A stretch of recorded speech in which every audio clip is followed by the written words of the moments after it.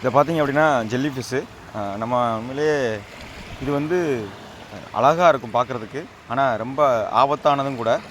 இது காலில் பட்டுச்சு அப்படின்னா என்ன ஆகும் அப்படின்னா, நம்ம உடம்பு அந்த கால் பட்ட இடம் ஃபுல்லாக பயங்கரமாக அரிக்க ஆரம்பிச்சிடும்.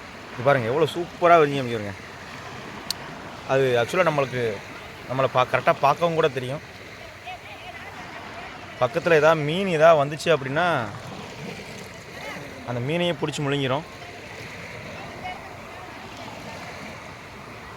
தெரியுதுங்களா? இது கையில் பார்த்தீங்கன்னா கையில் நத்தை இருக்குது.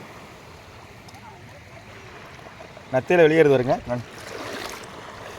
நண்டு.